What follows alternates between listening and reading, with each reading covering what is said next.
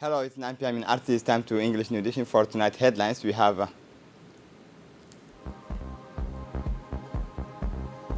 the official launch of the Djibouti Agency for Norms and Quality.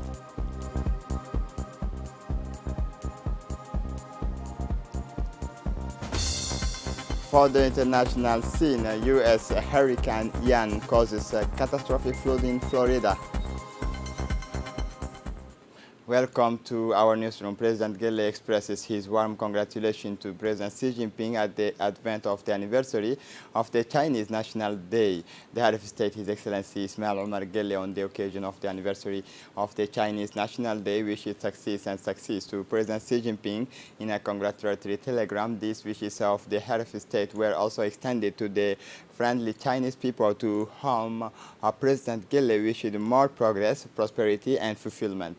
China is all the more legitimate to place in the pomp and the anniversaries of its National Day, as it has achieved the feat of deriving sustainable development conducive to its influence through the inventiveness, creativity, and ingenuity of its people, wrote the President of the Republic in the message sent to his Chinese counterpart. There is no doubt that China has long served as a model for all nations aspiring to sustainable development. He noted in the same document welcoming the privileged ties of friendship and cooperation between the two countries and the two people. The head of state also took advantage of this telegram to reiterate the determinations of the Republic of Djibouti to work permanently in favor of the preservation and promotion of a strategic and win-win partnership widely endorsed in all sectors of development between our two nations. The launch of the activities of the Djiboutian Agency of Standards and Quality was held this morning in the presence of the Minister of Trade, the Minister of Decentralization, the Minister of Energy, and the Director of the Djiboutian Agency of Standards and Quality, Awale Ousmane Jama.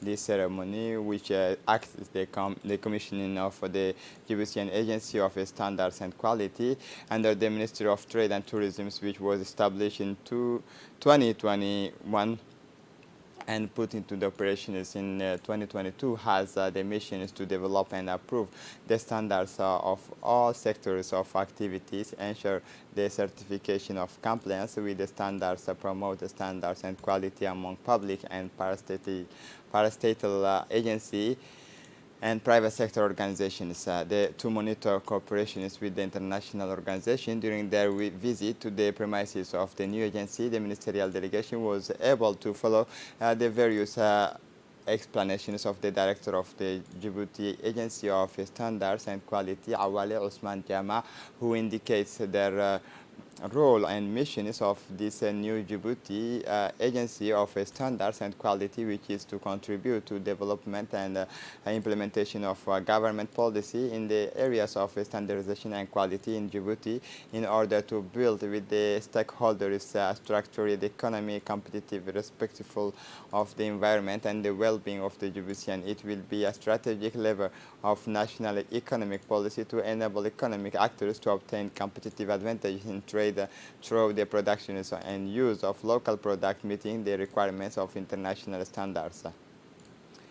For his part, the director of the Djibouti Agency of Standards and Quality, Awale Ousmane Jama, said that this new agency is a strategic lever of national economic policy to enable economic actors to obtain competitive advantages in trade through the productive and use of local product meeting the requirements of the international standards. For his part, the Minister of Trade, as a reminder, the Republic of Djibouti wishes to become an emerging country in its diversity by 2035 through a perfect economic, commercial, and financial integration. It is a choice of openness that must be accompanied by measures to strengthen the competitiveness of the economy, including support for upgrading, support for business certification, and development of standardization systems. Today, the People's Palace served as an auditorium of the closing ceremony of the Rising Djibouti Then it should be recalled that this major project had the mission to revive the economic recovery and mitigate the effects of the health crisis and COVID-19, which has largely impacted the Djiboutian agency. This initiative aims to recover the economy of small and medium enterprises in the regions, and especially those of the agri-business. This project is in partnership with the UNDP and USAID has helped entrepreneurs to overcome the crisis of COVID-19. The project's mission was to support existing and new livelihoods and employment opportunities in Djibouti, primarily targeting agriculture and fisheries-based livelihood options. Several youth entrepreneurs have benefited from this initiative to create employment opportunities and improve market linkage for domestic products and services through digital applications and partnership with the private sector's outlets. As a result, the project has rapidly contributed to the livelihoods and socioeconomic recovery of more than 5,000 beneficiaries and enhanced the social inclusion of the most disadvantaged and unemployed youth. Since its launch, this project has contributed to the strengthening of community engagement in all 143 localities of Djibouti, training of youth from all regions and Djibouti city in the social business approach, support for the growth and development of 50 social micro enterprises, in addition to providing performance-based micro grants in Arta, Dekhel, Al Sabia training for farmers on the ecological techniques and distributing of agricultural kits and distributing of fishing kit to 375 fishermen in Obok and Tujura. And finally, it should be recalled that this project has helped to convey the message through filing evidence of best practices of sustainability and the strong interconnections between nature and the ecosystem, social prosperity through economic development, while promoting sustainable approaches to ensure that the small, medium enterprises, small-scale farmers and fishermen can follow green options while promoting productivity and economic empowerment. For his part, the UNDP representative in Djibouti, Ms. Emma Ano, said that on the day said that Djibouti Rising's mission is to provide solutions for small and medium enterprises to ensure sustainability and accelerate recovery from the COVID-19 pandemic.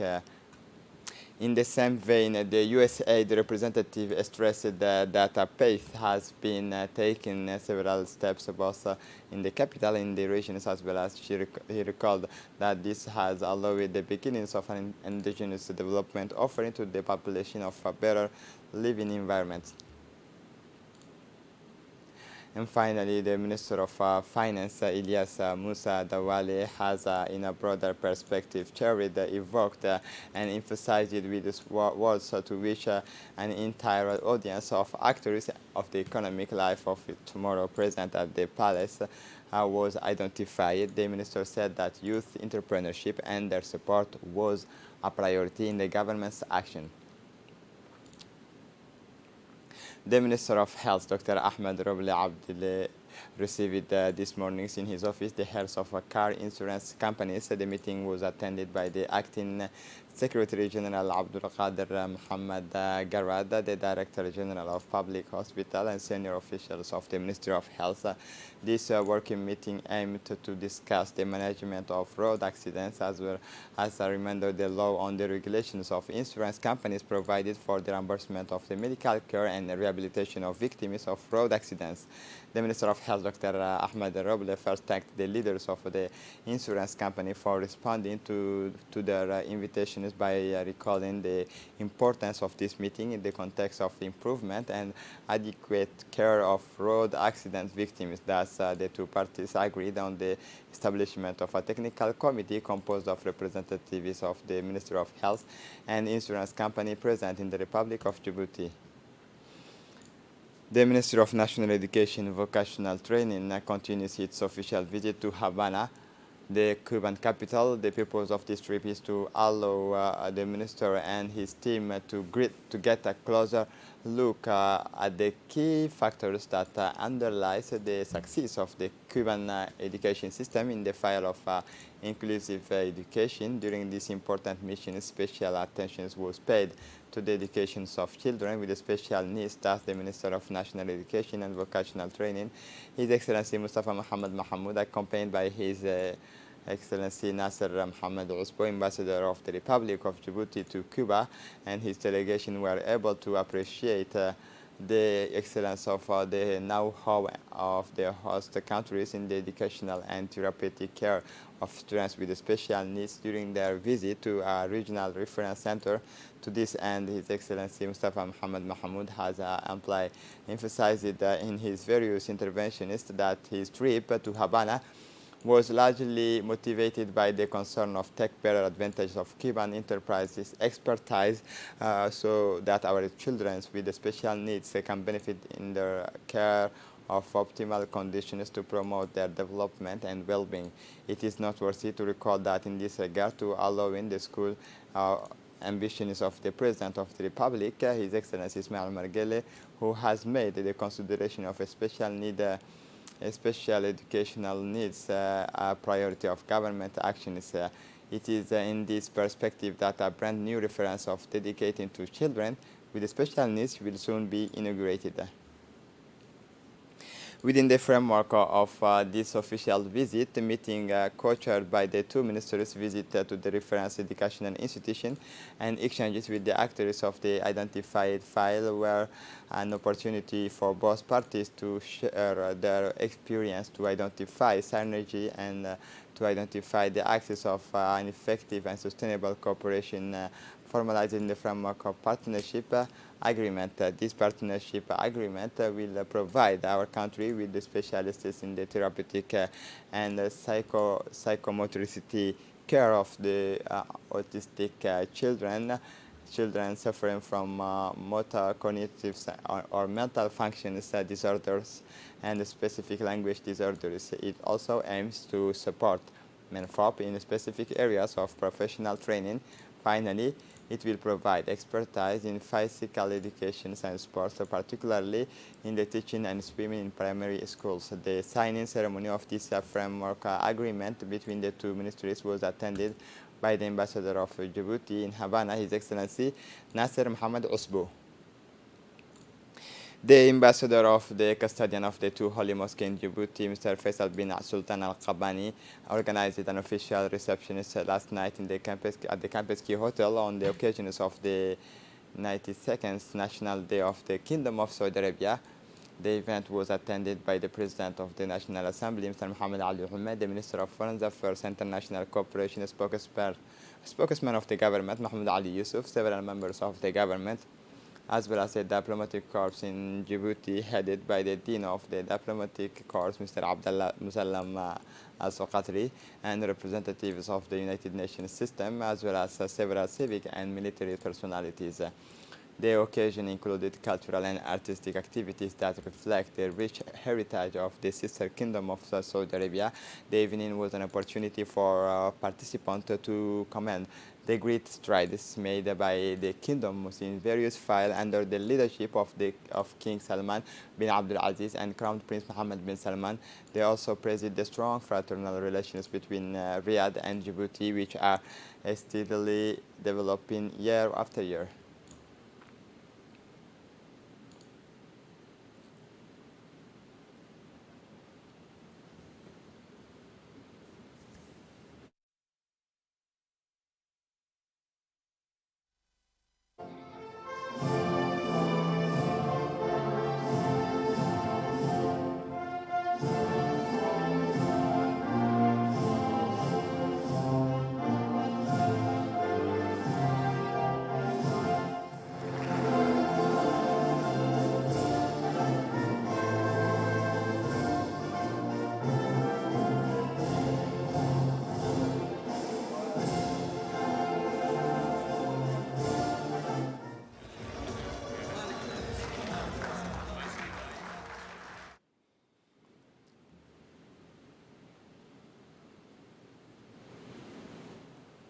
In his speech at the ceremony, the Saudi ambassador to Djibouti expressed his thanks and gratitude to all the participants. The ambassador of the Saudi Arabia in Djibouti thanked for the participants for accepting the invitation, stressing the great importance of the Saudi national holiday, which is being celebrated in this 92nd edition. As Ambassador Faisal bin Sultan Al Qabbani held the strong fraternal relations between the two brotherly countries, the Republic of Djibouti and the Kingdom of Saudi Arabia. I am pleased to take this opportunity to commend the depth of the historic and distinguished bilateral relations between the two brotherly countries, the Kingdom of Saudi Arabia and the Republic of Djibouti, which are experiencing day after day excellence and prosperity in all files for the benefit of the two countries and the Arab and Islamic nations, said the Saudi ambassador to Djibouti. He also affirmed the importance of the distinguished efforts of His Excellency President Ismail Omar Guelleh and his government to fully support the kingdom's position on regional and international issues. On his part, the head of the Djibouti diplomacy, Mahmoud Ali Yusuf, expressed his sincere congratulations to the custodian of the two holy mosques, King Salman bin Abdul Aziz Al Saud, and his crown prince, Mohammed bin Salman, as well as to the Saudi people on the occasions of the 92nd national holiday of the Kingdom of Saudi Arabia. The strong and distinguished bond between our two brotherly countries is linked to a common history and ancient commercial and cultural exchange, which has resulted in a legacy based on a common visions and mutual interests in the services of a noble security objective, said the minister. He stressed that the Saudi Arabia supports development projects and supports the efforts of our country in various fields. At the end of his speech, the Minister of Foreign Affairs renewed the congratulations to the Kingdom of Saudi Arabia, its leaders and its people on the occasions of their 92nd National Day. The International Red Sea Center is a Swiss initiative combining science and diplomacy for the studies and preservation of the Red Sea corals. The most promising coral refuge in the world has just completed on September 28 a 12-day scientific mission in the Gulf of Tajorah in collaboration with its Djiboutian and Sudanese partners with the support of the Ministry of Environment and Sustainable Development, the participations of the University and the Centers for Research and Studies of Djibouti, as well as the Red Sea University in Port Sudan. This multidisciplinary mission has allowed it to observe the perfect health of the reef in several places of the coastline, despite water temperatures at its almost annual maximum. This new joint mission is following the one carried out in July-August in the northern Gulf of Aqaba, completes the basis of the first ever inventory of the coral ecosystems and the biodiversity of the scale of the Red Sea, which is currently being prepared. Both are part of the scientific diplomacy promoted by the RCC with the official support of the Swiss Confederation Djibouti Lausanne, September 28, 2022. In Djibouti, the corals of the Gulf of Tajorah are doing wonderfully well, and that what should be obvious and not requiring any particular comment in it is in fact worth emphasizing.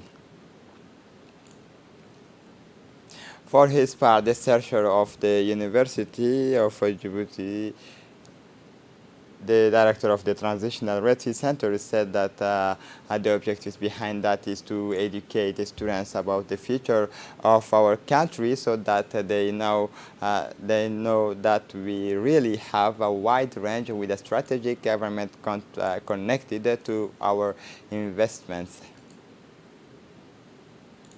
In this activity, which from the dean of the university said from 16 to 28 this month has participated in scientists and students from the University of Djibouti.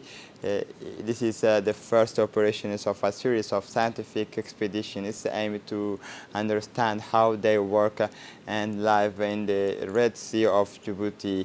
Therefore, it is necessary to understand how the marine life works, and it's important that they know the private things while participating in activities of the family to know the day lives in the sea.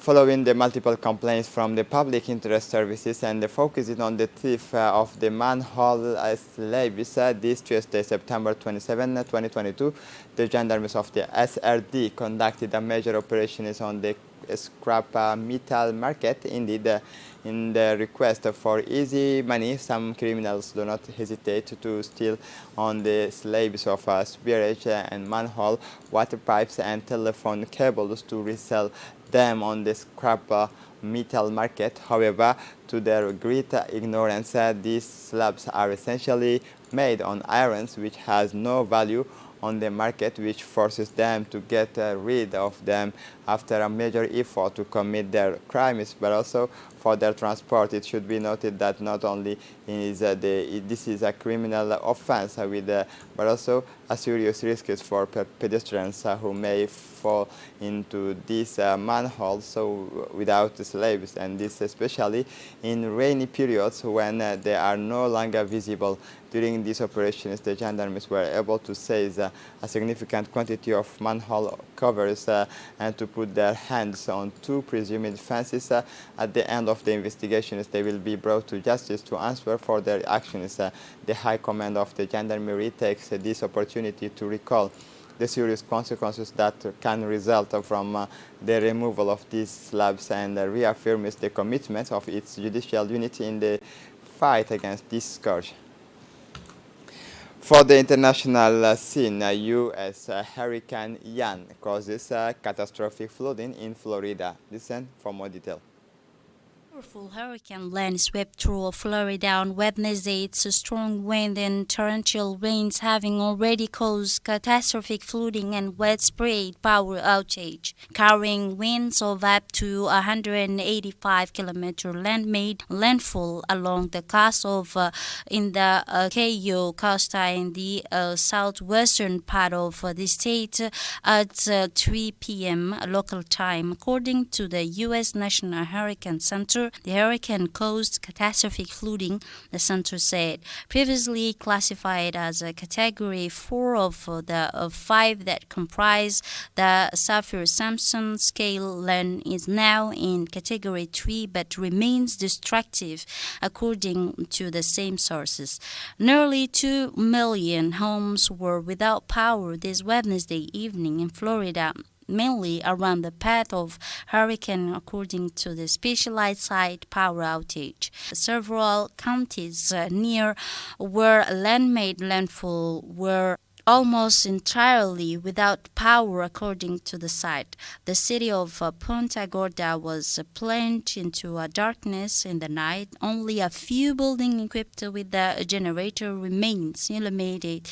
The only sounds around being the roar of the wind and the driving rain. A few hours earlier, the city has experienced a brief respite as it was caught in the eye of the hurricane. But the gases and rain came back with even more forces, knocking down road signs and carrying away piles of roof and tree branches. Migration of Austria to reinstate border controls with Slovakia. Listen for more details to Kasrali.